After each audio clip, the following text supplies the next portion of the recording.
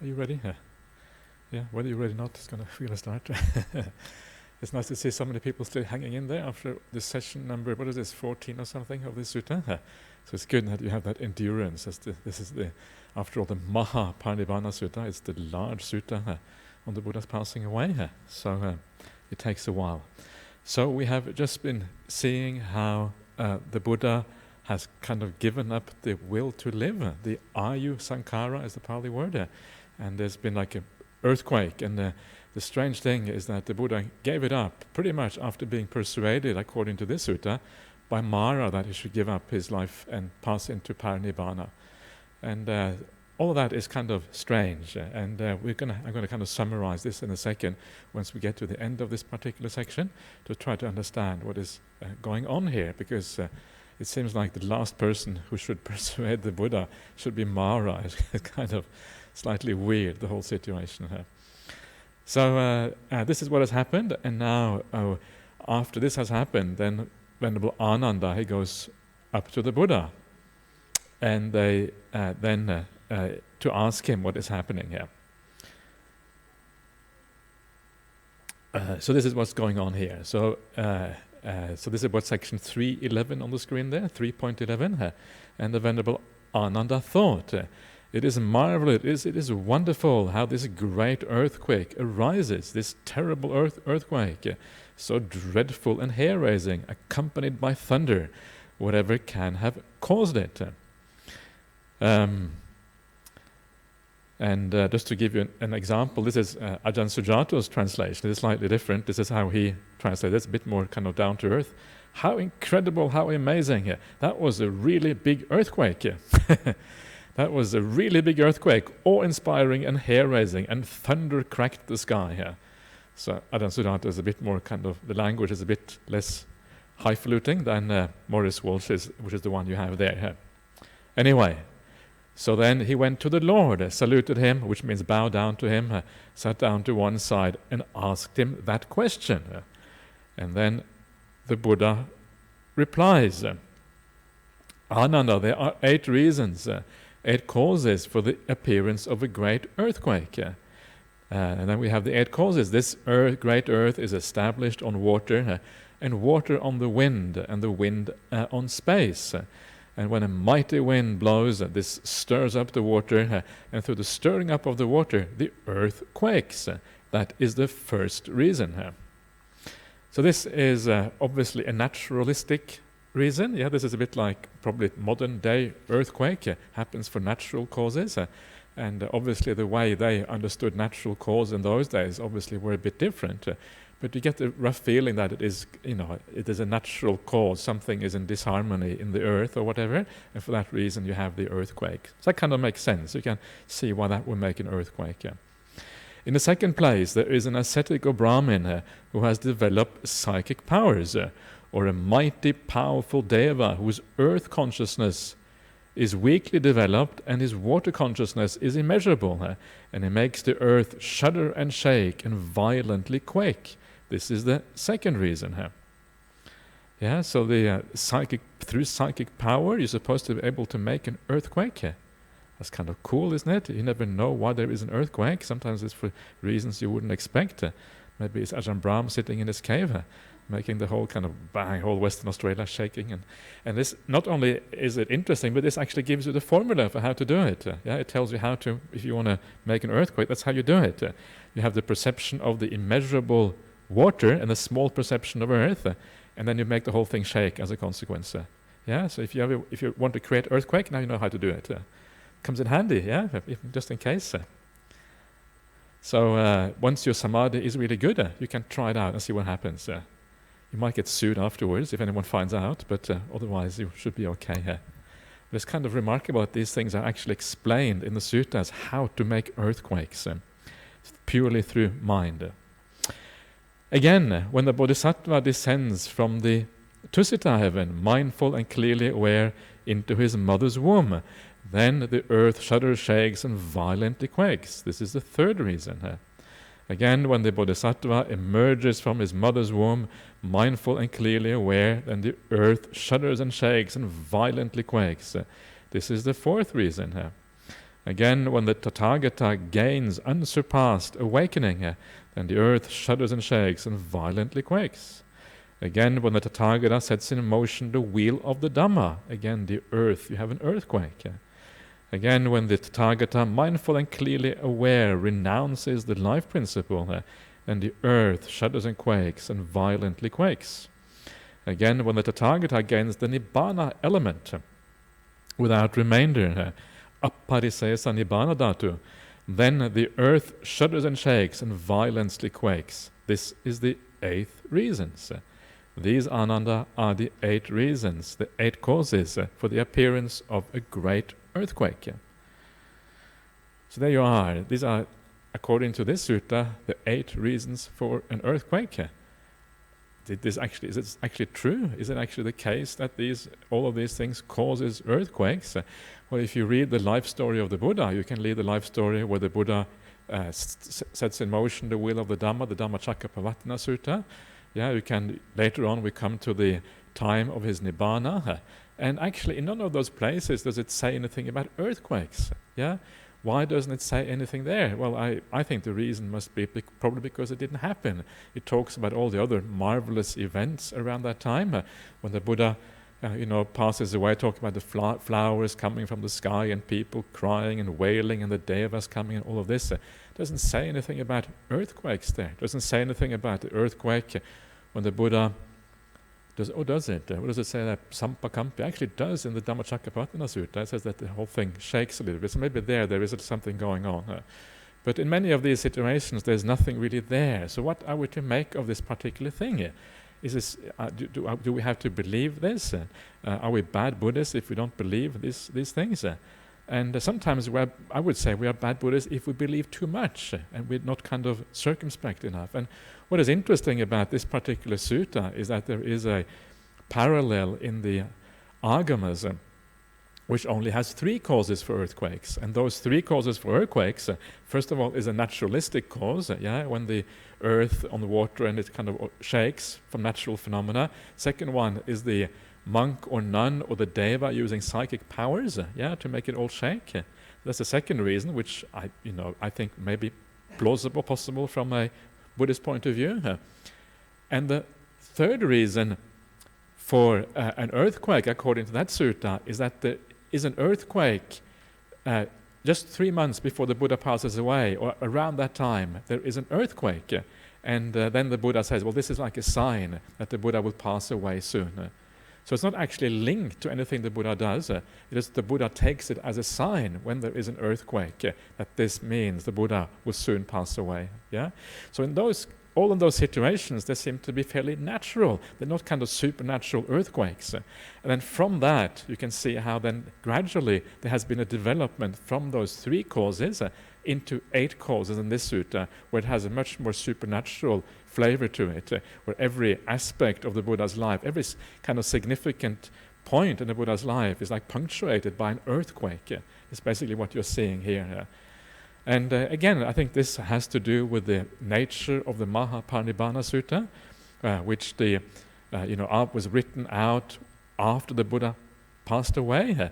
And many of the editors, they would have added supernatural elements to kind of make the Buddha's life more wonderful and marvelous, as you would expect. This is a narrative, it's a tale, it's like a story.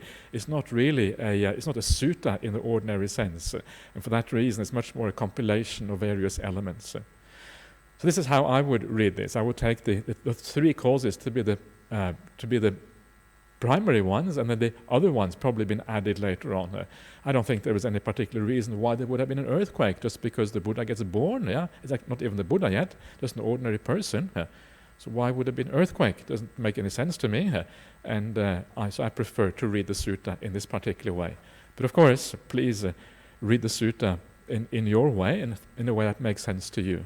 But just to give you an alternative way of looking at this.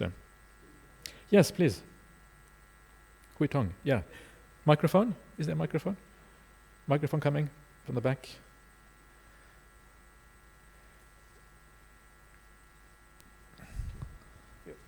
Well, earlier you mentioned a more plausible, kind of more logical reasons for earthquakes. Yeah. And you mentioned about one earthquake 3 months before his final passing away. Yeah. So is there any other independent historical record of that earthquake? Aha, like a. Well, it is very. yeah. It is a standard tool, right? You mean like a geological evidence? You mean for the earthquake happening at that time? Any other observations of that same earthquake, or roughly the same time line? Yeah. I don't know. I haven't actually. I have no idea. I haven't actually looked into that at all. Haven't really thought about it. That would be interesting. Maybe that could be something that maybe there's some trace of a large earthquake at that time.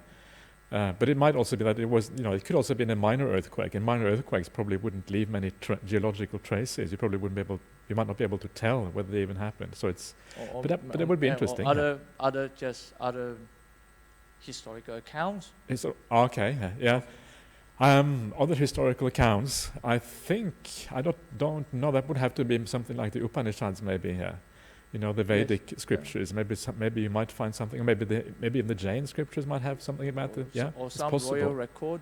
Yeah, but it's quite unlikely that those scriptures would have been invented or written at exactly the same time. They'd likely have been either slightly before or slightly after. Quite likely. So. But it's certainly possible, but I don't know about that. If it were to be of some significance to the Buddha, it should have been of some significance to the general Indians as well. Yeah, true. So but there are very few scriptures from that era, very, very few. So they would have to kind of match precisely with the few scriptures that we have, and I don't think it does. But that's typically the standard tools of examination. Sure, yeah. I'm not aware of anything here. Yeah. But it is, there is a fault line there. I think the Himalayas are a big. Himalayas is a fault in the Earth's crust. That's actually where the two plates meet. So it's not inconceivable that there might be an earthquake in that area. That's the primary reason why it exists. Yeah, exactly. Yeah. So it's kind of possibly makes sense. Yeah. Okay. Anyway, so that is the 8 causes, or the 3 causes, depending on how you look at it, for earthquakes, and then. After that, we have a number of other groups of 8, and the first one is the 8 assemblies that's coming up next. And here again, you see this idea that once one group of 8 things or elements have been put together, then it looks like the editors put other groups of 8. Kind of they thought this was a good opportunity to whack in a few other groups of 8 in there. So we have this one, and then we have a couple of more groups of 8 coming afterwards. It looks to me that this is kind of an artificial expansion of the sutta on the part of the editors in this particular case. And they have chosen just a few particular groups of 8 that maybe were underrepresented in the Digha Nikaya. Remember that the Nikayas at that time, they were kept in memory by the Bhanakas. A Bhana in Pali means to speak or to recite. So the Bhanakas were the reciters of the different Nikayas, and each Nikaya had a different group of Bhanakas.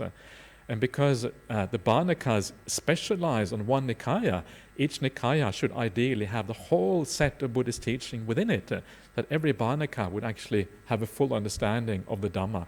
So sometimes they would then add, move the suttas, maybe add a bit of material to expand and fill in the Nikaya so that every Bhanaka had access to all the teachings. So this is one reason maybe why things like this have been expanded. We saw this earlier on in the Mahaparinibbana Sutta, where we had the group of 7s, and there was a large number of group of 7s. And then when you look in the Chinese version of the Mahaparinibbana Sutta, it has a different sets of 7s, yeah? And this is how you then kind of get the feeling that there has been an expansion going on there. Things have been added artificially. So here is a group of 7. Okay, let's put in a few more. And it's exactly the same thing is happening here with the 8s, various groups of 8s. And the first group of 8s, which is a very strange one, is 8 assemblies. And the Buddha says, Ananda, there are 8 kinds of assemblies. What are they?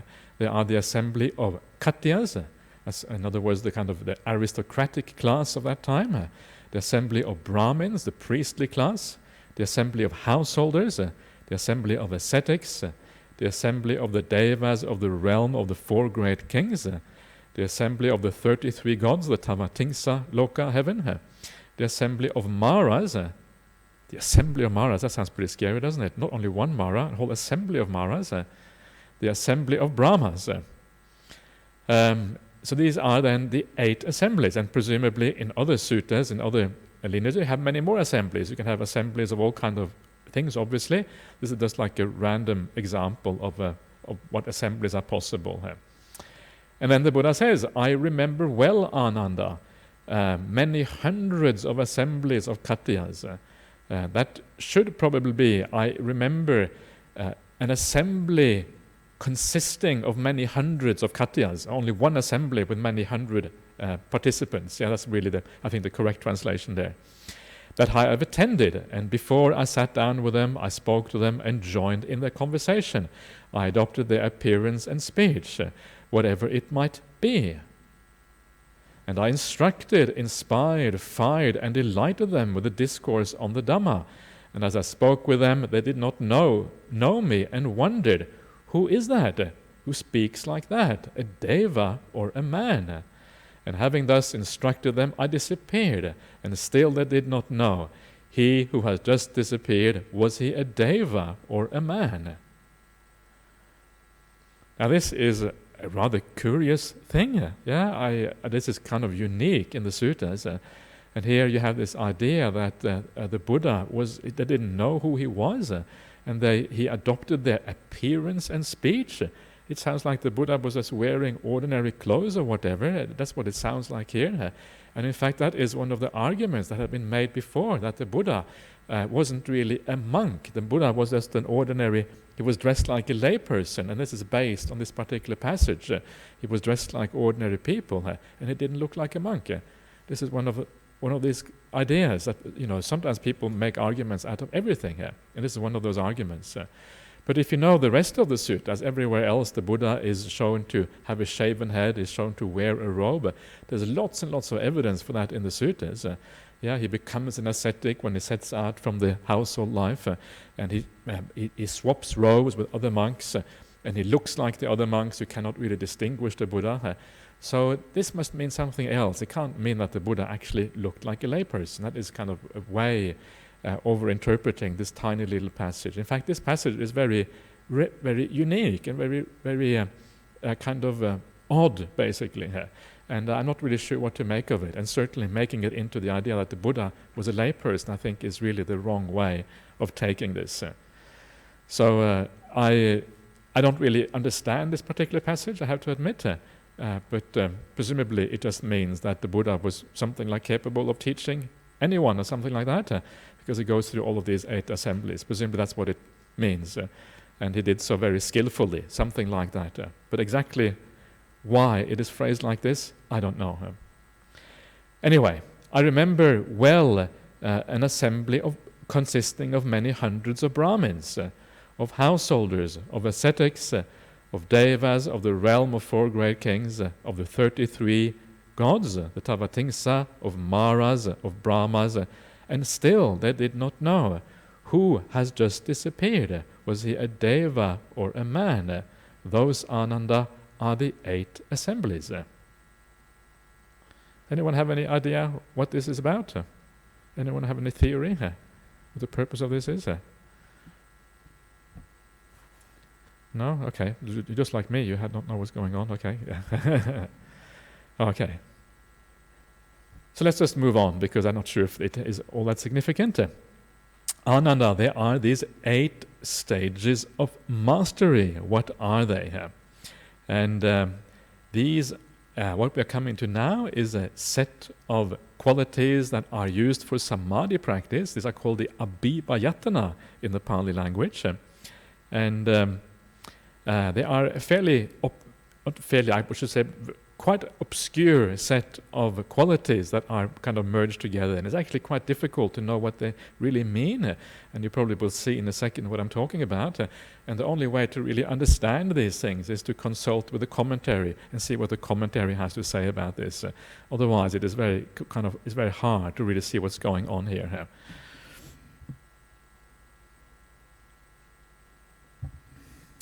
So I will just go through them, and I will just give you just very briefly brief comments on what is happening here. And these things are clearly meant for samadhi practice, how to attain samadhi. These are 8 different ways of focusing on different kinds of objects so that you actually attain samadhi. This is what this is about. It's a particular way of looking at samadhi practice, in other words, deep meditation practice. And this is how it goes. Perceiving forms internally, one sees external forms, limited and beautiful or ugly. And in mastering these, one is aware that one knows and sees them. Or not really. Having mastered them, he has the perception, I know, I see. That is a proper translation there. Not that he sees them. There's nothing about the them there in the Pali. That is a misleading by Maurice Walsh. One is aware. Having mastered them, one perceives. I know, I see. This is the first stage. You have quite amazing. I don't know if you have for those of you who have a lot of experience with the suttas, you will recognize this is quite unusual. You don't see many things like this in the suttas. So what does it mean? And what it seems to mean, according to the commentary, is that you start off by perceiving an internal form. Internal means internal to yourself. Yeah, so it means like something in your body, like a bone perhaps, or some other element of your body. The bones in the body can often be used for samadhi practice as a focal point, and you develop the samadhi based on that. A bone can kind of start off as like a neutral object. It can even be ugly, perhaps, the bone, depending on who you are, how you perceive it. And then by focusing on it in the right way, it can turn into something beautiful, into a nimitta and these kind of things.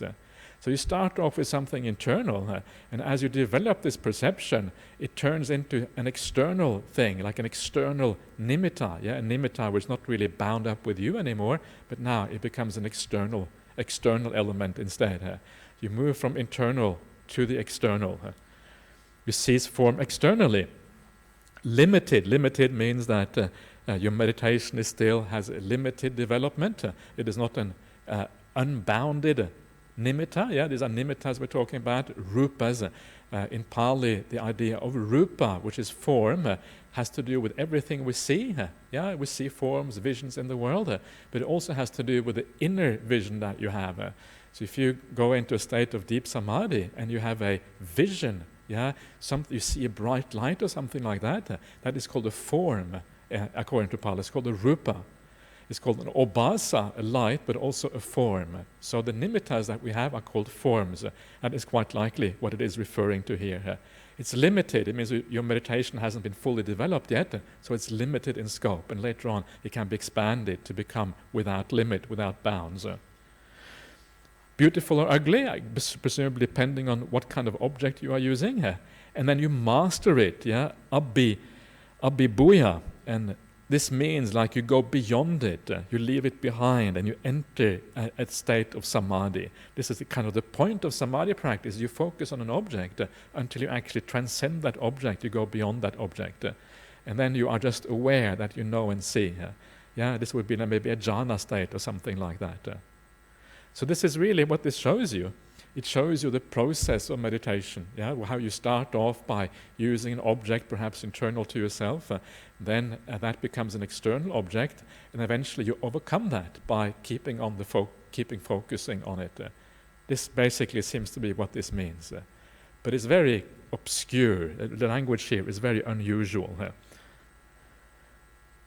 Okay. I'm not going to spend too much time on this because it's not that important, I think. But the breath would also fall into this. Seeing an internal form might be the breath. Then it turns into a nimitta, which might be considered an external form.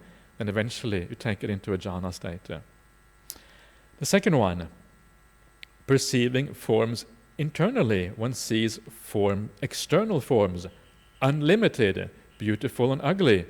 And in mastering these, one is aware that one is aware, I know, I see. This is the second stage. So the only difference here is now it is unlimited or unbounded. So it is a perception which is boundless, and perhaps a nimitta which is kind of stretched out and covers everything without limits, or something like that. Perhaps using metta as an object. And when you use metta as an object, the idea is to have unlimited metta, no bounds. This could be what this is referring to. But the principle is the same. You start off with the internal thing, go external, and then you attain a jhana afterwards.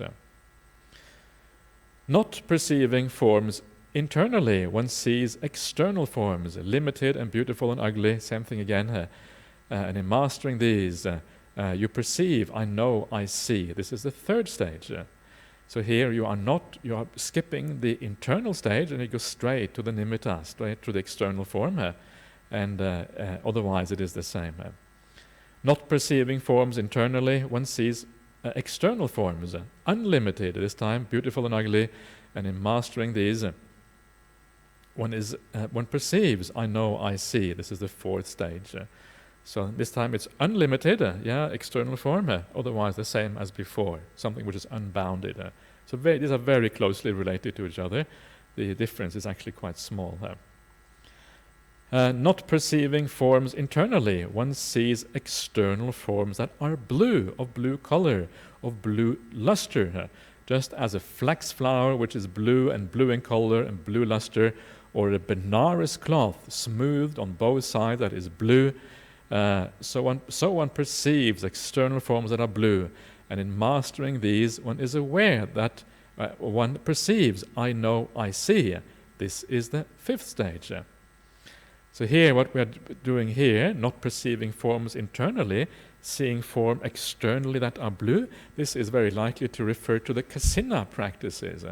Kasina practices are a particular practice whereby for attaining samadhi, and you often start off with like a colored disc, and that color should be very even. That's why it says here the Benares cloth that is smooth. It's smooth because it's an even color, and then you focus on that. And by focusing on an external disc of blue disc, eventually you can attain absorption, attain jhanas in that way.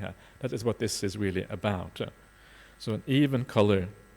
And then you have exactly the same with other colors. Not perceiving forms internally, one sees external forms that are yellow, just like the Kanikada flower, which is yellow, or the Benares cloth that is yellow, so you perceive forms externally that are yellow. This is the sixth stage. Not perceiving forms internally, one sees forms that are red, just like the hibiscus flower, which is red, or a Benares cloth, which is red. So one perceives external forms that are red. This is the seventh stage. Not perceiving forms internally, one sees external forms that are white, of white color, of white luster, just as the morning star, Osadi. This is the Pali word for Venus, is Osadi, is white, and a Benares cloth smooth on both sides that is white. And not perceiving forms internally, one sees external forms that are white, and in mastering them, one is aware that one knows and sees them. That is the eighth stage of mastery. These, Ananda, are the 8 stages of mastery here. So again, all of these seem to be kasina practices. If you look at those colors and you compare them to the kasinas, they match exactly with the kasinas. Exactly the same colors. So it seems very likely that these are basically that sort of practice. So it is not many people who use kasinas these days, but it is one way that they seem to practice in ancient India. The Buddha never talks about them in detail, and I suspect that this may have been a practice that was done prior to the Buddha, and the Buddha accepted that it was a certain way of attaining samadhi, so incorporated it into the suttas. This is often how things were. You would incorporate techniques that work for others, but they're never really explained in the suttas. It's obvious that the Buddha himself quite likely didn't use this. The Buddha would have used anapanasati and these sort of practices, but these were also valid ways of doing it. Using the kasina. The word kasina means a totality. So it's a totality. You only have blue, a totality of blue. That's the root meaning of this particular word. Okay, so that is the 4 abhibhayatanas. So was that useful? It's quite, it can come in handy to know, to look at these things and to get some idea about what samadhi actually means. It gives a little bit of kind of information about how the process of meditation works. So it can be interesting for that reason. But they are very obscure, and if you find it very strange and obscure, don't worry too much about it, because that actually is, that would be, they're not really all that important. Anyway, let's move on to the next one. The next one is called the 8 liberations, and these are the Atta Vimoka. Vimoka is the Pali word for liberation, and these are found a little bit more commonly in the suttas than the Abhivayatanas we just had a look at. And there is some overlap here with the previous set. And the Buddha says, what are they? Possessing form, one sees forms. This is the first liberation. Not perceiving material forms in oneself, one sees them outside. This is the second. Thinking, not maybe thinking, but perceiving, it is beautiful. One is intent, or one is focused on it. This is the third liberation. So let's just stop there, just for a brief moment. So again, very similar to the previous one, possessing form. Yeah, this means that you're starting off maybe with some kind of internal form of yourself, maybe, as I said before, a bone or the breath or something, and then you see forms. Yeah, so somehow you see that, you make that into a vision in your mind. So maybe you use the bone or something as a nimitta, as an object of meditation practice, and you build it up into a mental image. First liberation, yeah, you are freed from the physical aspect and you make it into a mental one. So this is the first liberation. The point here of liberation is that you are liberated from something. You're freed from some kind of suffering, something which is oppressive. Yeah, liberations are always about being liberated from something, obviously. Yeah. Not perceiving forms in oneself, you see them outside. In this case, you are taking an object which is not related to yourself, but related to something external. Maybe you lose consciousness of your own body, and you're just related to something external. So again, you are freed from something, maybe the perception of your own body or something like that. Then we have the perception of the beautiful, and this is quite an interesting one. This is the Subha Sanya, or it's actually Subhadimutto is the Pali. And adimutta means like you are intent on something or focused on something here. Subhanteva adimutto is the Pali here. And you may have heard that often people talk about the asubha practice. The asubha is the exact opposite of this one here. Subha and asubha. The a is a negative prefix. Yeah, it turns it into a negative, or it is called a privative prefix, which means it deprives it of its quality. So asubha deprives it of the quality of beauty. Subha means beautiful. And it's fascinating that very often we may talk about the asubha practice, which is focusing on the 31 parts of the body, seeing the non-beauty of the body to reduce attachment to the body and these kind of things. But the suttas have another one. They have the exact opposite. And you may have heard Ajahn Brahmali talking about this. He often talks about the subhasanya, perceiving the beauty in things, and using that as a meditation object. And here it is in the suttas, one of the vimokas, one of the liberations. You're liberated from, what are you liberated from? Well, in this case, you're liberated from many things, because the perception of subha is very often related to the Brahma Viharas. Yeah, so you have the metta, or the karuna, or the what is it? The pamudja. Is it pamudja? Pamudja and the upekkha, so the 4 Brahma Viharas.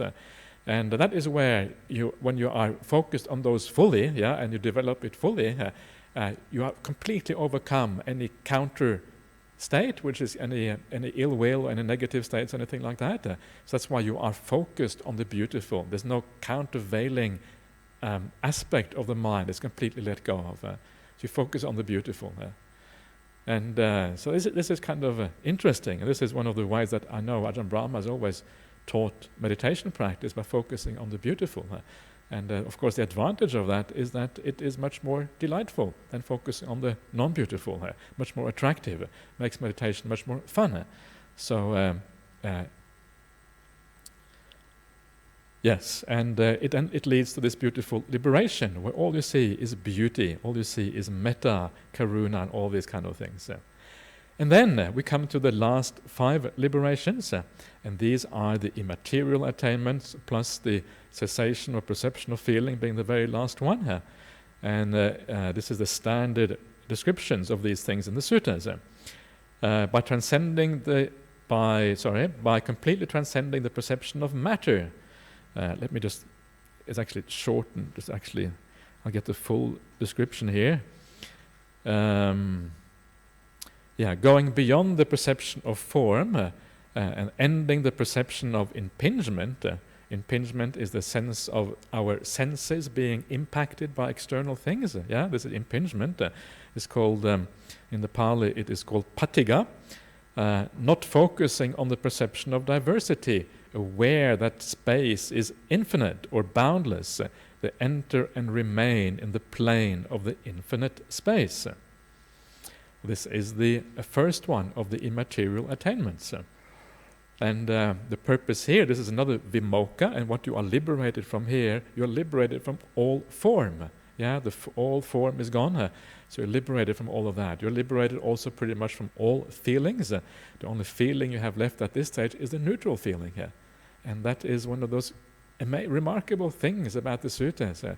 When you look at the progress in meditation practice, you come to a point when you leave all positive and negative feelings behind.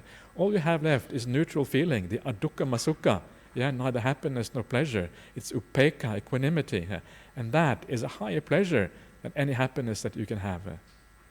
You come to the third jhana, and in the third jhana all you have is happiness. Sukha is the highest possible experience of immediate happiness that you can have in samsara, you have in the third jhana. And then you go beyond the highest possible happiness, you come to equanimity, you come to a neutral feeling, and that is a higher kind of happiness.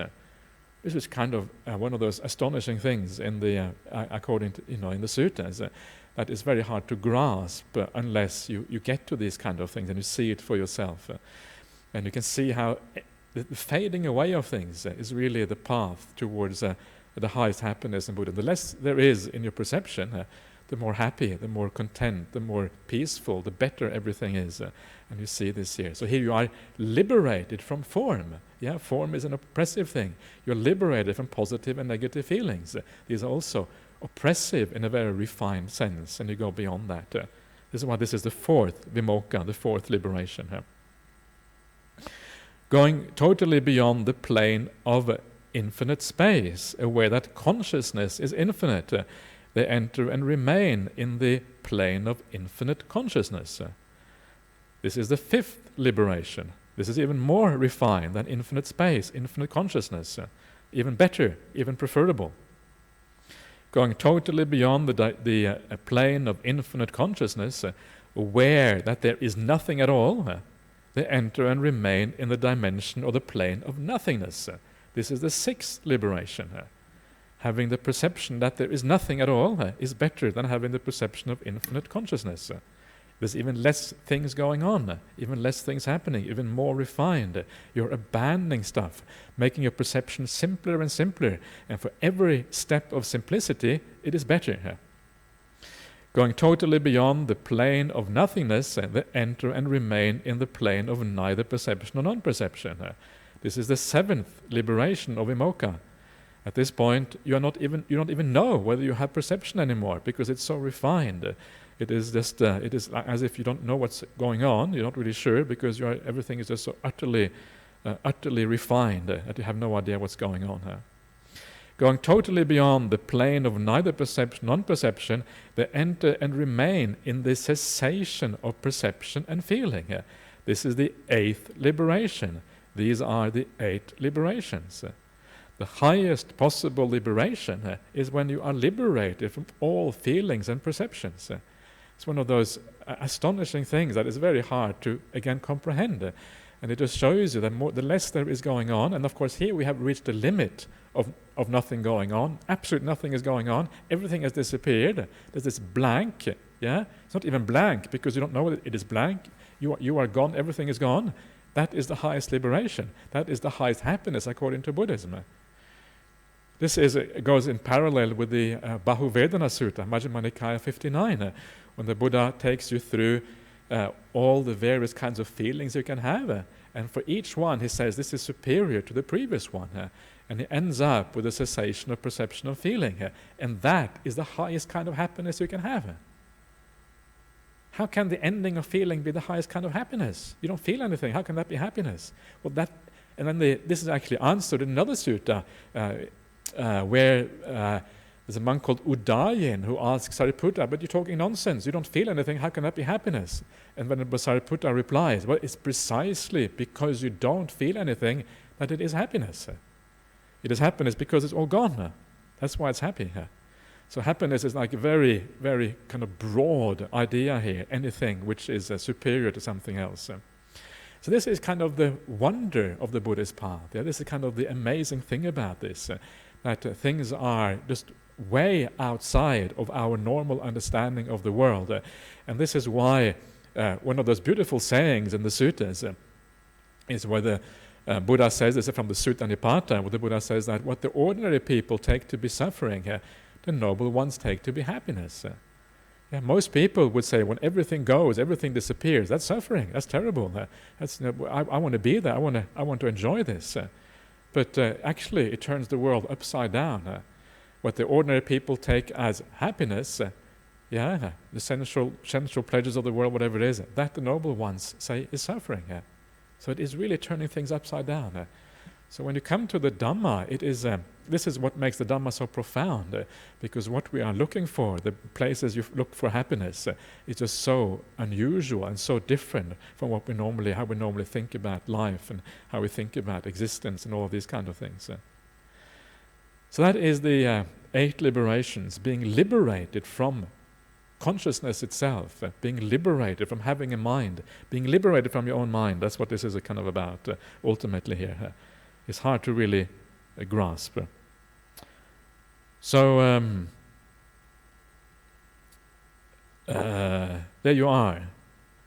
Is everyone happy with that? Yes, please. Yeah, please. I just wanted to know where you go in to start looking at say a bone or something like that internally.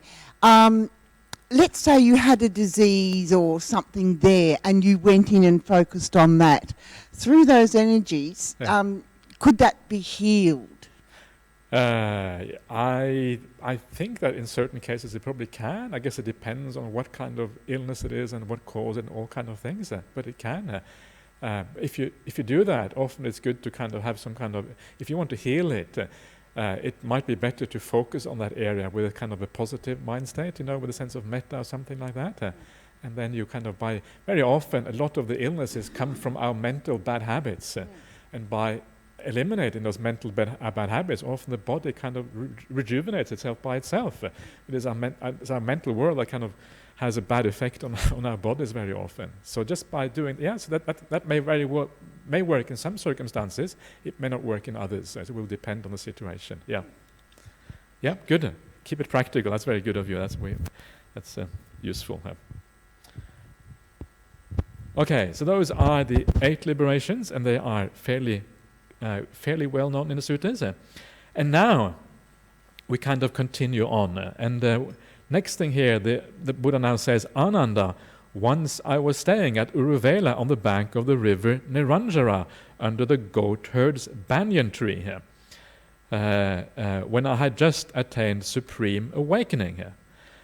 So you can see here how the text suddenly jumps back, almost as if all these sets of 8s hadn't been there. The Buddha starts talking again, almost as if Ananda, that he's continuing the conversation from before, and it gives you the feeling that these sets of 8 could very easily be removed, maybe except for the earthquakes, could very easily be removed, and they wouldn't really break the flow or anything like that. In fact, almost the other way around.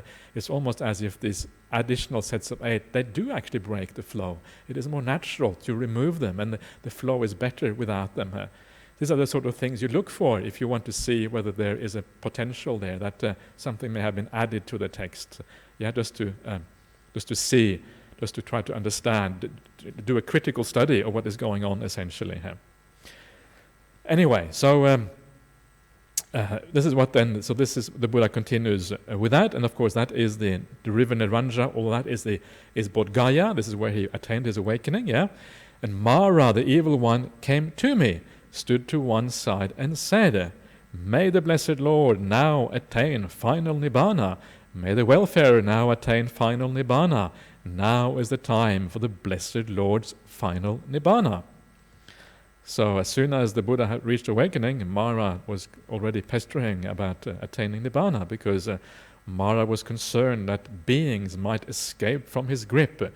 Mara is the control freak in chief, and he wants to control beings, want to keep them in samsaric existence, so that he is more powerful. He doesn't want them to escape, so he wants to get rid of the Buddha, because the Buddha threatens his power, position of power in the world. At this, I said to Mara, and then now what we are coming to now is something that we have already seen just before, because we had the conversation between the Buddha and Mara just earlier on. I'm not sure if you were here when this happened, but that's a few weeks ago. And now it is basically repeated. I go through this fairly quickly. At this, I said to Mara, evil one, I will not take final Nibbana till I have monk disciples who are Vyata means like competent, Vinita, trained, Visarada, confident. Bahusutta, learned, Dhammadara, the carriers of the Dhamma, the masters of the Dhamma, if you like. Dhammanudhamma patipanna, they are practicing the Dhamma properly. Samichi patipanna, practicing in the right way. Anudhamma charino, who are following according to the Dhamma, and they have learned their own teacher's teaching. All of this is missing here a little bit in the Pali, because it's contracted down, unfortunately, in the English translation. But that's what is there. So you have learned your teacher's teaching, and then you declare it, you teach it, you reveal it, you analyze it, you make it plain to the world, to the people around you. This is what the Pali says here. And then it has the idea that you are skilled at overturning the doctrines of others, or refuting the doctrines of others. This is one of the things here, that you're supposed to be good at, refuting others' doctrines. And then finally, the last part here is you teach the Dhamma of wondrous effect, it says here.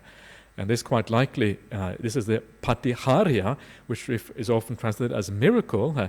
And of course, the miracle of the Dhamma is the idea that someone becomes enlightened when you teach it. This is kind of the miracle from the Buddha's point of view, because when after the Buddha's awakening, he thought that this is going to be troublesome for me, it's going to be difficult having to teach this Dhamma, which is so profound and so hard to understand. I'm going to be wasting my time maybe teaching this. And then, of course, Brahma Sahampati, this is the story anyway, I must admit I have some doubts about that story, but Brahma Sahampati comes down and says, please teach Dhamma, there are people who will understand. And then the Buddha finds out the 5 ascetics, he goes to meet them in Benares, in Varanasi, and then he teaches the Dhammacakkappavattana Sutta, which is the first sutta in the Buddha's dispensation. And then at the end of that sutta, Kondanya, who is one of the 5 ascetics, he penetrates the Dhamma, he sees the Dhamma, and when he sees the Dhamma, the Buddha exclaims, Kondanya understands, Anyasi Vattabu Kondanya, Kondanya understands, as if the Buddha is amazed that someone has understood his teaching. It's kind of remarkable little thing when the Buddha exclaims that. It is, and then once you read that, you start to understand why the Buddha called this a wonder, a marvel, that someone is actually able to understand these teachings. Why? Because they go so counter to the stream, so counter to the way we normally look at things. It is investigating your mind and body to such a profound level that it overturns everything that you thought was true. The sense of self disappears. What you take to be happiness and suffering is overturned. And so the Buddha himself is kind of marveling here at the power of these teachings, that actually people are able to see these things. This is what it means, the Dhamma of wondrous effect. So, this is what the Buddha said to the Mara. He said that until I have these monk disciples who have all these qualities, they're able to teach, they're able to refute the doctrines of others, they have learned their own teacher's teaching, they are carriers of the Dhamma, they are trained and competent and confident and all of these kind of things. Not until then will I attain Nibbana. But then comes the interesting thing. it is not just the monk disciples, yeah? He says exactly the same thing for all the other disciples. The next thing he says this about is the bhikkhuni disciples. Yeah? So the bhikkhunis should also have exactly the same qualities. They should be competent, they should be trained, they should be confident, learned, masters of the Dhamma, able to refute the doctrines of others. Yeah? So this says something about the how the Buddha envisaged Buddhism from the very beginning. There's supposed to be bhikkhus and bhikkhunis who all have this profound understanding of these teachings from the very start of the Dhamma. So again, this is one of those great quotes to refer to when we talk about the Buddha's ideas of whether there should be bhikkhunis or not in the world. Well, this is basically how the Buddha seems to have thought about it from the very start.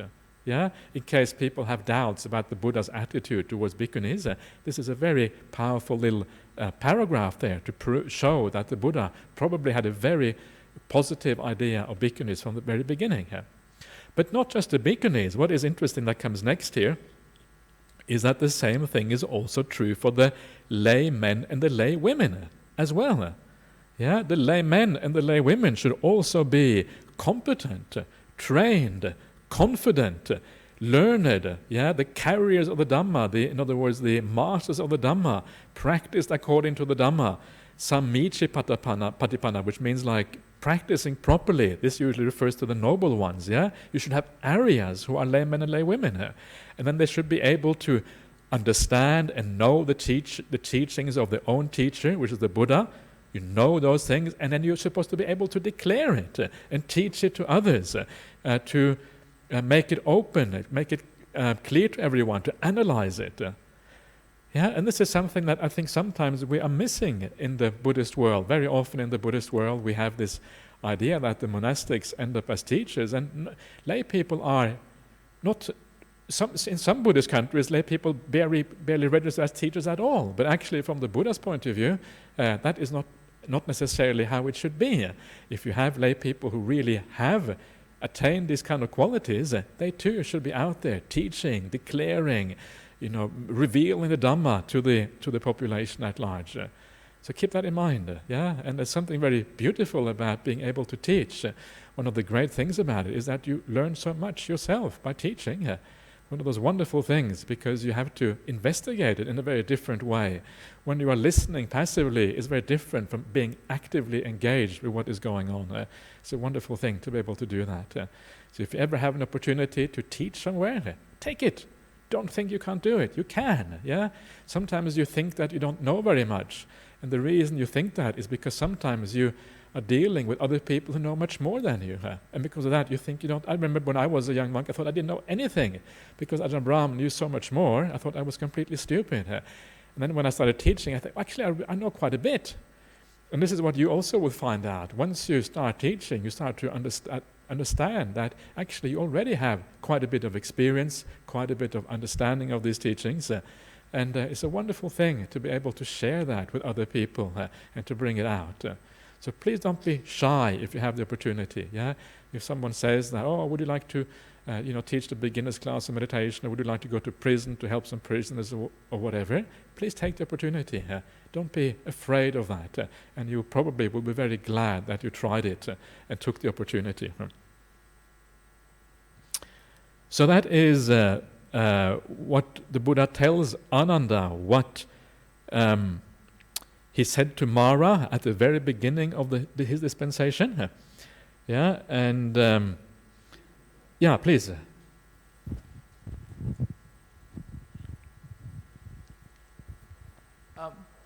So this Mara is Mara an independent entity from the Paranimitta Vasavati, or is this just some consideration in the mind of the Buddha, and he considered a lousy idea as one as an evil idea and the evil one? Like here's no. This is what my course of action is going to be. So, which is a more rational interpretation? Yes, that is a very good question. And because I do know that the Buddha has some lousy idea that he regretted later. But that they had some lousy idea that he would get it later on. It's kind of strange. He asked others for feedback. They said, yes. I mean, there are obvious cases in the suttas where the Mara is actually obviously a deity, is obviously someone from the a high realm who is very powerful. It's obvious in many suttas, but it's equally obvious in the suttas that Mara very often is a mental quality. So both of those things actually exist as Mara in the suttas. So it's actually very hard to really to know, so it seems that the two kind of go in common. But I think the majority... Because my struggle is also with the Brahma Sahampati. I mean, please teach and so on. Could it be considered something that, whether I should teach or not? I don't believe in the whole episode of Brahma Sahampati. I think it's unlikely in the Chinese version of that sutta. In the Agama version, there's no Brahma Sahampati coming down. The Buddha doesn't have any doubts about whether he should teach or not. All of that is missing from the Agama version of that sutta. It's not there.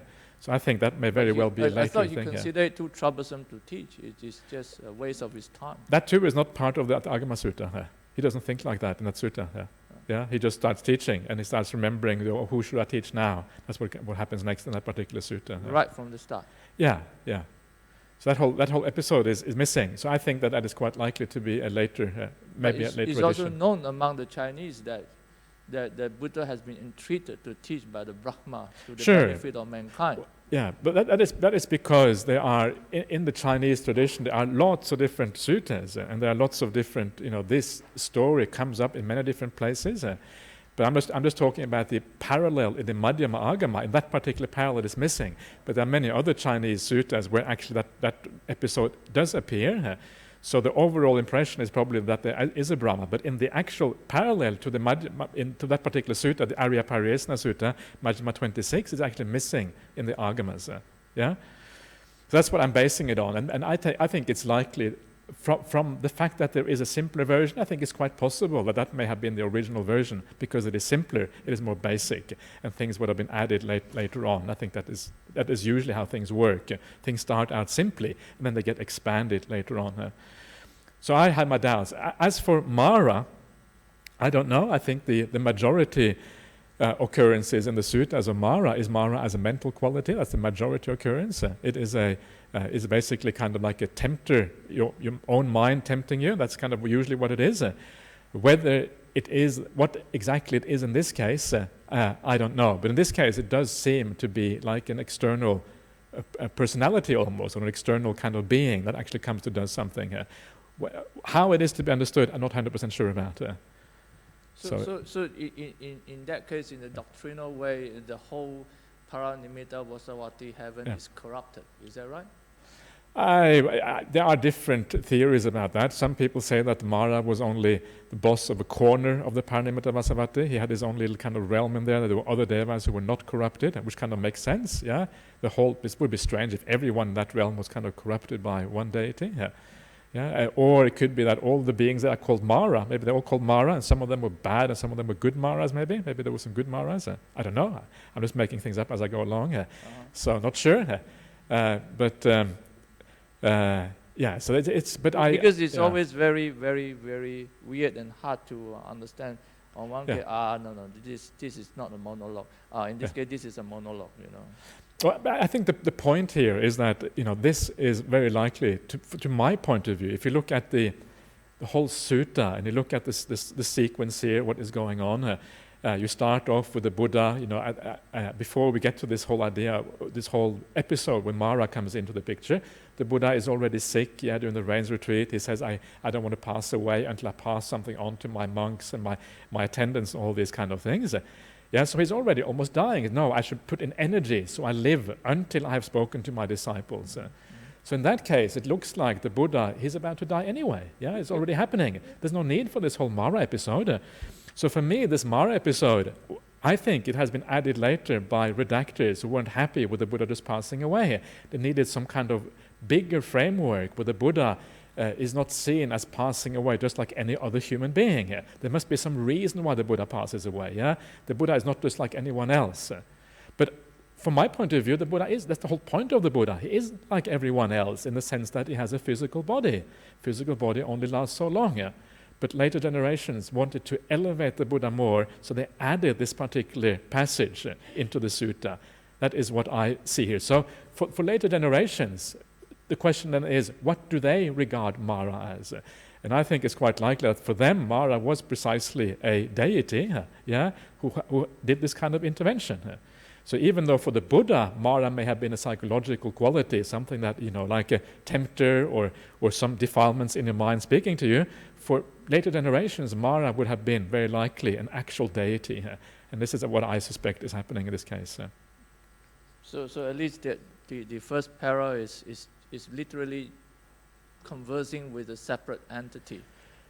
As far as the narrative of the story is concerned, yes, that's the story. Yeah. Sue?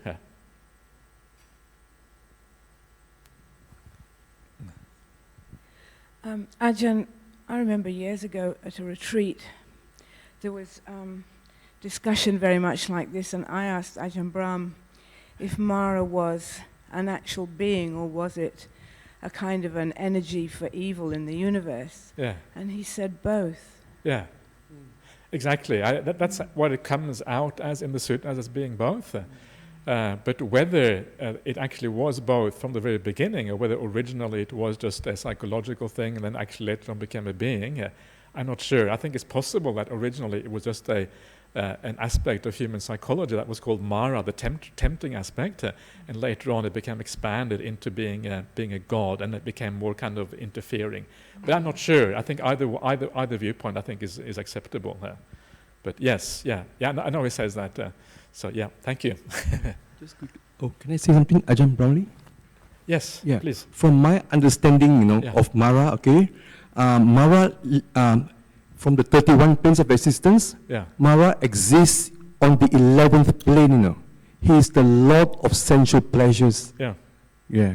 So, So then from the suttas, it's both the actual Mara and from your mind. But also it's mentioned too that he exists in the 11th plane. Yes, he exists in the highest plane of the sensual realm, which is the Paranimitta Vasavati realm. That's where Mara is supposed to hang out. He doesn't actually say that anywhere in the suttas, but that's the commentary. What the commentaries add to it. Yep, exactly. Okay. So so that is what the Buddha says to Ananda. He tells him about this conversation that he had with Mara a long time ago. And I don't know if this conversation actually happened, and it may very well be just something added by the editors. But either way, this is what we have here. And then he says the last sentence: "I will not take final nibbana till this holy life, this brahmacharya, has been successfully established and flourishes, is widespread, well-known, far and wide, well-proclaimed among mankind everywhere." Actually, the Pali says, well-proclaimed among gods and humans is actually what the Pali says in this particular case. And then the Buddha goes on. "And just now, today, Ananda, at the Chapala shrine, Mara came to me and stood to one side." And then the whole thing is repeated. And "Lord, may the Blessed One now attain final Nibbana. Now is the time for the Blessed Lord's final Nibbana." And I said, "You need not worry, evil one. 3 months from now, the Tathagata will take final Nibbana." So now today, Ananda, at the Chapala shrine, the Tathagata has mindfully and in full awareness renounced the will to live, or the life principle. So it fits very well in with the idea of the earthquakes that we had before. All of this kind of comes together here. And in Ajahn Sujato's translation, he says that when he had spoken, I said to Mara, "Relax, wicked one. The final extinguishment of the realized one will be soon." So I like that. Relax, relax, relax, wicked one. So it's more colloquial, which is kind of good. Then At this, the Venerable Ananda said, Lord, may the Blessed Lord stay for a century. May the welfare stay for a century for the benefit and happiness of the multitude, out of compassion for the world, for the benefit and happiness of devas and humans. Enough, Ananda, do not beg the Tathagata, for it is not the right time for that.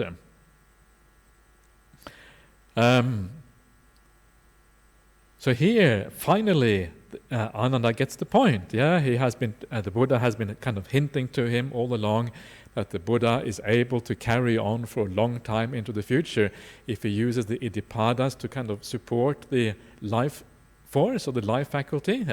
And finally, Ananda gets it. But wait a minute, what's going on here? And now he gets it. But now it happens to be too late. And an important point here is that the Buddha, he says, may the Blessed One stay on for the century. But actually, the Pali word here is kappa, and kappa doesn't mean a century. Kappa means eon. So what Ananda is asking him to do is to stay on for the eon.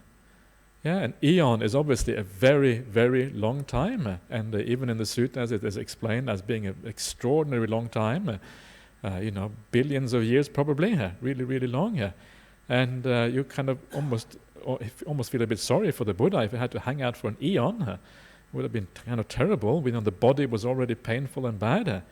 And the reason why it is translated here as century rather than eon is because this is what the commentary says. The commentary says that doesn't mean eon in this case. In this case, it only means century. But the thing is that there is no evidence for that in the suttas. In the suttas, kappa always means eon. Yeah, that's what it always means. So it looks like the commentary was feeling uncomfortable with this. How can someone carry on for an eon in the physical body? It doesn't make any sense. Yes, the commentators decided this must be wrong, and for that reason it only means a century rather than a full eon.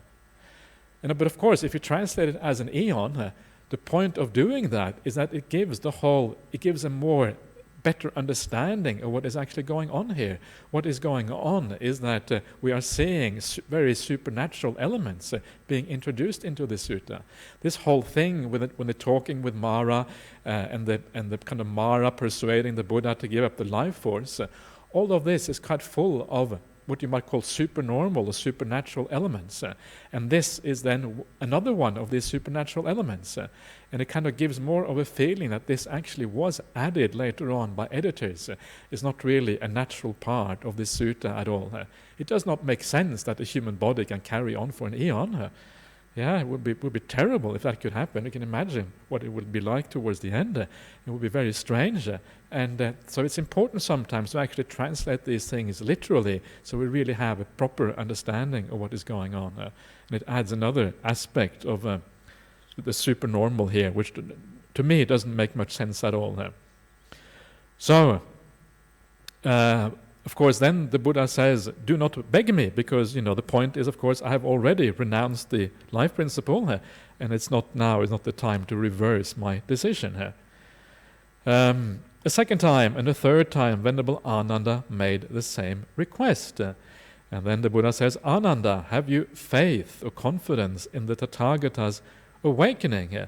Yes, Lord. Then why do you bother the Tathagata with your request up to 3 times? But Lord, I have heard it from the Lord's own lips, I have understood it from the Lord's own lips. Whoever has developed the 4 Iddhipadas, the 4 roads to the power, could undoubtedly live on for the eon, or for the remainder of the eon. Have you got confidence, Ananda? Yes, Lord. Then, Ananda, yours is the fault, yours is the failure, that having given such a broad hint, such a clear sign by the Tathagata, you did not understand and did not beg the Tathagata to stay on for a century. If, Ananda, you had begged him, the Tathagata would twice have refused you, but on the 3rd time he would have consented. Therefore, Ananda, yours is the fault, yours is the failure.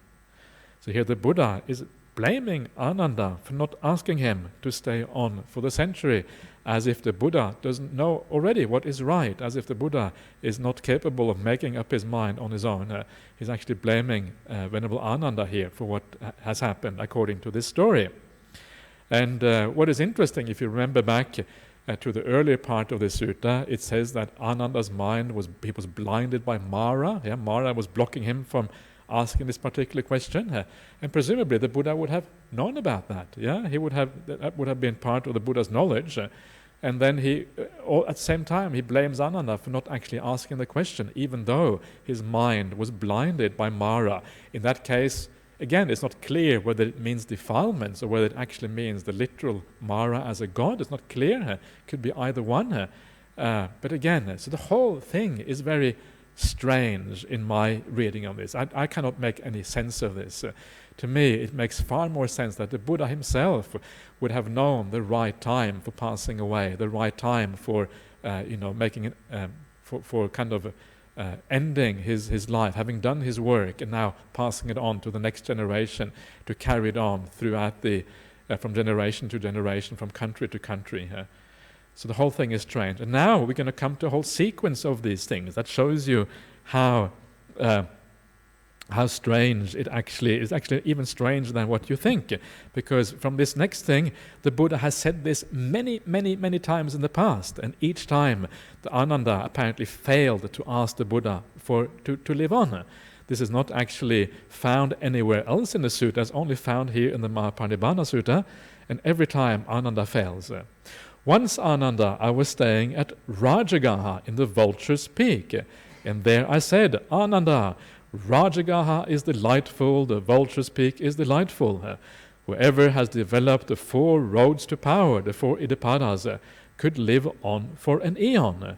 But you, Ananda, in spite of such a broad hint, did not understand and did not beg the Tathagata to stay on for an eon. Once I was staying at Rajagaha in the Banyan Park. Once I was staying in Rajagaha at the Robber's Cliff. Once I was staying at the Satapani Cave, where the first council was held. On the side of Mount Vibhara, at Black Rock, on the slope of Mount Isigili, on the slope by the Snake's Pool in Cool Wood, at the Tapoda Park, at the Squirrel's Feeding Ground, in the Veluvana, in Jivaka's Mango Grove, and also at Rajagaha in the Madakuchi Deer Park. And in all these places, I said the same thing. Ananda, this place is delightful. It is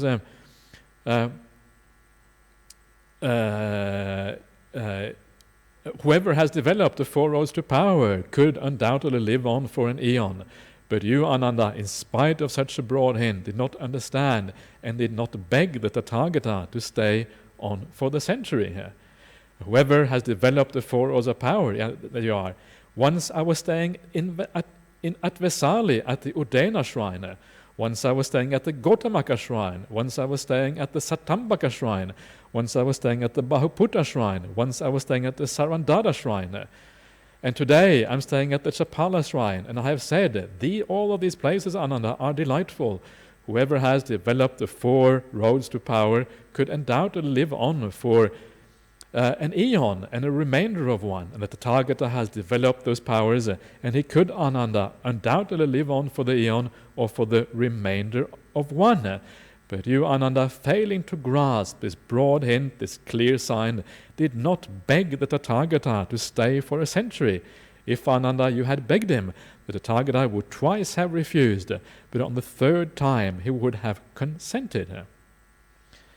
So if you add up all of these places where the Buddha is supposed to have said this, you get to at least 10, I think more. 1, 2, 3, 4, 5, 6, 7, 8, 9, 10, 11, 12, 13, 14, 15, 16, 17, 18 places where the Buddha is supposed to have said this. And sometimes it kind of stretches your credulity that this actually is what happened. It doesn't really make any sense. Why does the Buddha keep on making this hint? And every time Ananda doesn't get it, it does sound very artificial. And it sounds like something that has been added later on. And in fact, when you compare this to other versions of the sutta, other versions have a similar paragraphs, a similar passage, but a number of the places are missing, or the places are different, and all of it, which kind of shows that this is very likely to have been something that was developed and added at a later stage. So this is my sense for this. It really does sound very, very strange the way this is structured. And again, very likely to have been added there because people were not happy for the Buddha to have died like another person. They needed some kind of reason for the Buddha to dying, some kind of someone else's fault for not asking him or whatever, and then it would be acceptable. But it would not be acceptable to die just from old age or illness or whatever. So the later generations fingerprints showing up in the suttas here. I should say, in my opinion, this is just my opinion, and other people might very well disagree with that. Actually, they probably would, because yes.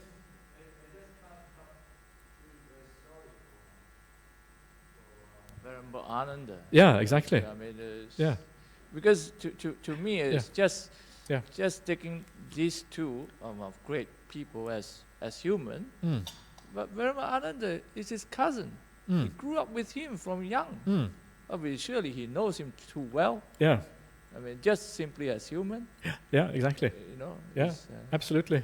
I fully agree with you, and that's why the whole thing just sounds really strange. Doesn't make any sense. I mean, they grew up since little boys. Yeah, yeah. Well, probably not, because Ananda was younger than the Buddha. So he was probably quite a bit younger because he lived for a long time afterwards. So whether they knew each other from little boys is uncertain, but they would have been certainly part of the same clan and same group. Absolutely. I mean, if not from teenagers or something, must have met. Yeah. It can't be total strangers. Yeah. And they share the same blood anyway. Yeah. And he had just been, and he was the attendant of the Buddha for 20 years or something. Absolutely. Yeah. Nobody will know Buddha better than him. Yeah. Exactly. It's the whole thing. The whole thing seems very artificial and very strained and very, very strange. And I think this part, if you take this part out, then the sutta reads quite beautifully. It's just the Buddha getting old and eventually passing away. You don't need any of the supernatural elements. It's just the natural death of someone's body who's worn out. That kind of is the way I prefer to read this particular sutta. Yeah, this whole section to me is rather strange. Yeah. Okay.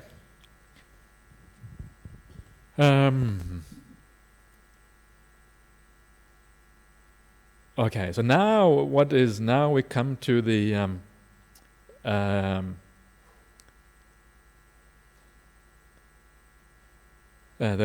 now we come back to the main narrative again. Now we have kind of finished with the whole thing with Mara and all of that, and now we come back pretty much where we started out before, where Ananda, if you remember back, Ananda was complaining to the Buddha, "Oh, I can't see the directions clearly. I feel like I'm drunk because I saw the Buddha being so sick during the rains retreat."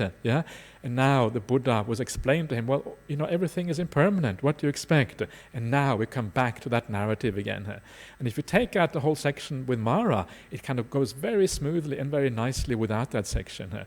So it could very well have been added later on by the editors of this text. So I'm going to go on a little bit longer. I hope you don't mind. If you have to go, please feel free to leave at any time, of course.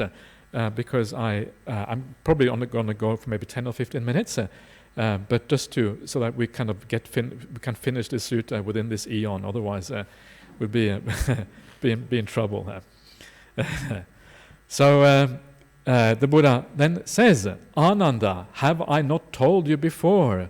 All those things that are dear and pleasant to us must suffer change, separation, alteration. So how could this be possible, that whatever has become born, become, compounded, and liable to decay, that it should not decay? That is impossible. And that has been renounced, given up, rejected, abandoned, forsaken. The Tathagata has renounced the will to live. The Tathagata has said once and for all, the Tathagata's final passing will not be long delayed. 3 months from now, the Tathagata will take final Nibbana. That the Tathagata should withdraw such a declaration in order to live on is not possible. Now come, Ananda, we will go to the gabled hall in the great forest. Very good, Lord." So here the Buddha is reminding the Ananda of this kind of very well-known teachings that all that is dear and pleasant must suffer change and separation. And this is one of those quite famous. This is how Ajahn Sujato has translated it. We must be separated and parted from all that we hold dear and beloved. And this is one of those very important reflections that you see in the suttas, where the Buddha says this should be reflected upon often by monastics and lay people, by men and women. In other words, this is a reflection for everyone. Everything in the world, we must be separated and departed from it. And it is a very powerful reflection when you take it on board fully, because it basically reminds you that everything in the world, everything outside of us is out of control. We cannot really, we can't have it the way we want these things. If you look at the world today, you look at your relations, wherever it is externally, it is always, it tends to go in directions where we don't actually want them to go. And if they go in the right direction for a while, it's only a matter of time before they kind of change and go in a different direction. Very useful. Whenever you despair at the state of the world, whenever you grieve over a family member who is getting sick or ill or whatever, it is because you haven't fully taken on board this particular teaching. This is the nature of things. It has to be this way. If you try to find a refuge in the external world, you will always be disappointed. Always, every time you expect something, you hold on to something, you want the world to be in a certain way, you want your relationships to be in a certain way, you want your life to be in a certain way with external things, it is always going to be disappointed, regardless. It's a very, very powerful reflection, because it reminds you there is only one refuge, and that is the refuge within. That is the refuge. If you remember back to how the Buddha was teaching earlier on, I don't know if you can remember this anymore, but the Buddha was saying that you should be an island unto yourself. You should take the Dhamma as your island. And what does that mean? And the Buddha specifically says what that means is that you should practice the 4 satipatthanas, the 4 focuses of mindfulness, the 4 applications of mindfulness. What is that? It is meditation practice. So you come back to meditation practice, going within yourself, finding that refuge within. That is the only refuge. Externally, if you hold on to external things, it's always going to be problematic. It's always going to end in suffering. It's a kind of a difficult lesson to accept. It is very hard, because it kind of turns things so upside down. But if you want to have success in the spiritual life, if you want to have success in meditation practice, it's a very useful contemplation, because it makes you feel almost a sense of aversion towards the external world. It's almost as if you are repelled by it, because you understand in a very deep way, this really is problematic. It is always going to be disappointing for me. You turn away from that. You find the refuge within instead. So please, when the Buddha says these are things that should be reflected by us again and again and again, remember these things. When you look at the news at night and you see, oh no, what's happening? Where's the world going? Remember, this is exactly what the Buddha is talking about. Make it practical. Make it something that actually works in your life, and then these things actually become very useful, and you can turn things around instead of despairing at the situation. Whenever something goes wrong, you actually turn it around and you make it into something useful to encourage you on the path and take refuge in the right place instead. And then actually it becomes useful rather than something to despair about. So very powerful teaching here. And all external things, of course, are of that quality, and ultimately even the internal things have that quality. But first of all, we turn inside, and later on we take the refuge even more deeply than that at the further down the line. Okay, so then the Buddha says, let us go to he says my passing away will be in 3 months' time. So he has kind of decided on that, and that kind of sort of makes sense, I suppose. He has some idea when he's going to pass away, so that he can kind of pass on whatever information needs to be passed on, and people are ready for it. People doesn't just come as a shock for people. And the Lord went with the Venerable Ananda to the gabled hall in the great forest. When he got there, he said, Ananda, go and gather together all the monks living in the vicinity of Vesali, and get them to come to the assembly hall. Very good, Lord, said Ananda, and he did so. He then returned to the Lord, bowed down to him, stood to one side, and said, Lord, the order of monks is gathered together. Now is the time for the Lord to do as he wishes. Then the Lord entered the assembly hall and sat down on the prepared seat. Then he said to the monks, Monks, for this reason, those matters which I have discovered and proclaimed should be thoroughly learned by you, practiced, developed, and cultivated, so that this holy life may endure for a long time, that it may be for the benefit and happiness of the multitude, out of compassion for the world, for the benefit and happiness of devas and humans. And what are those matters?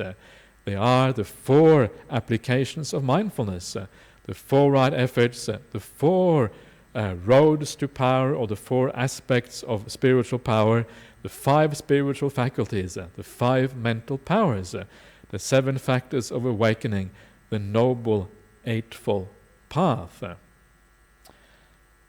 So that is what the Buddha has awakened to, and this is what he considers his teaching. This is the legacy, and this is what he has bequeathed to us as our spiritual teacher. These 37 Bodhipakya Dhammas, the 37 aids to awakening, is what this is. And in a way, all of these 37 aids to awakening, they actually reduce down to the Noble Eightfold Path. So really, they are, what we're talking about here is really the Noble Eightfold Path. But I would like to talk about this in a little bit more detail, because I think it is an important point of the Dhamma, these 37 Bodhipakya Dhammas, and it's getting late, so I will just stop there, and then we can get back to these 37 Bodhipakya Dhammas later on and discuss them properly instead of kind of doing things hurriedly because it's getting late. So that is all for today. Are there any further questions or comments anyone would like to make before we call it a day? Got some overseas questions. Okay, so let the overseas people come. Yeah, not literally, but let them kind of.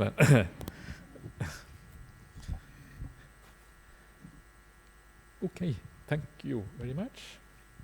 Okay, so these are the from overseas. First one is from Poland. Hello, Poland. Theravada doesn't assert existence of parallel world systems or even other world systems, ? Is there only this one world? And the answer is that actually Theravada does assert the existence of other world systems.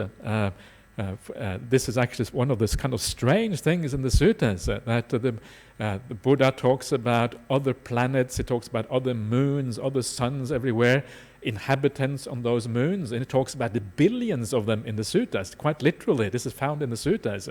And it's kind of mind-blowing that the Buddha talks about this, that this is actually found in the suttas. Hard to really get your head around.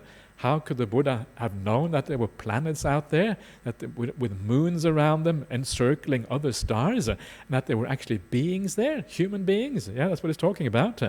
So it's kind of astonishing. And of course now astronomy is finally catching up with that. We're looking out into the world and we're seeing more and more planets.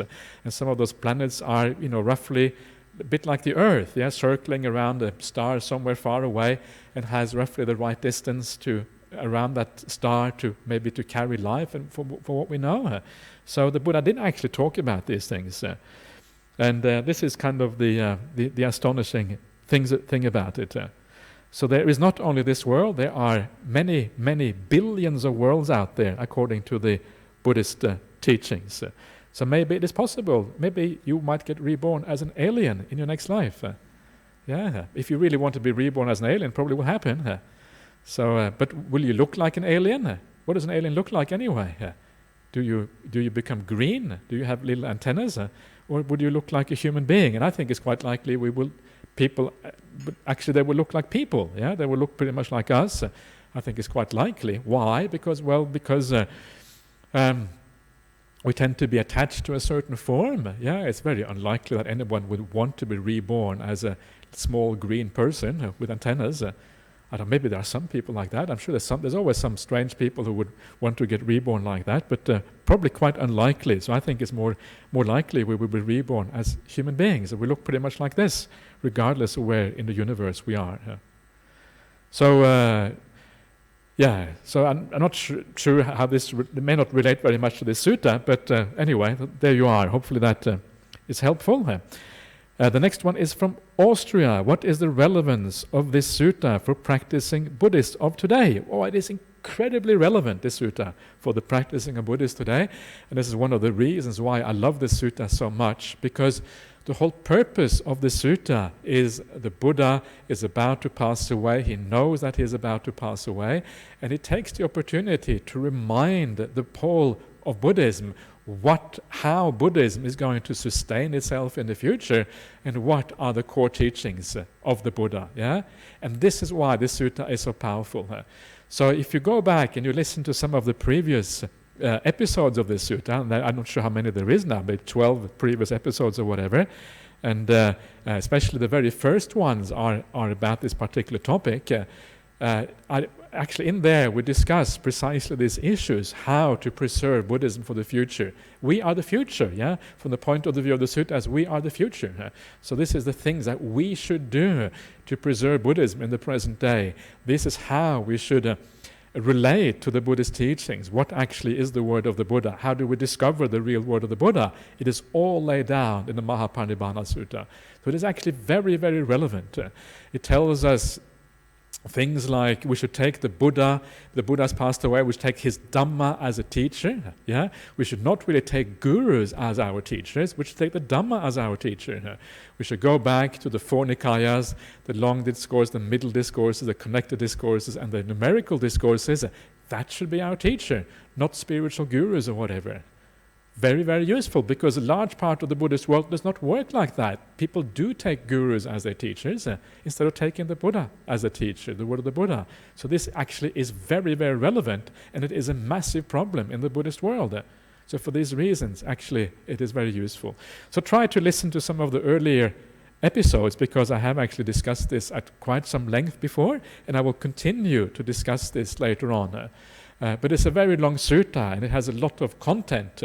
So some of the things that I've been talking about today may not seem perhaps all that useful, but some of the points I've been making today is also to learn how to read the suttas in a way whereby you don't just take everything on board in faith, but you are a little bit critical with how you read the suttas. So you take the essence out, and those things that seem a little bit far-fetched, you can leave them to one side and don't need to be too concerned about them. That's also a very important thing with the suttas, to have that ability to have a little bit of a critical eye when you read them. Okay. The last one is from Siam being Thailand. Comparing to Anapanasati, which one is better? Comparing to Anapanasati, you mean which sutta is better? This sutta or the Anapanasati sutta? Is that what you mean?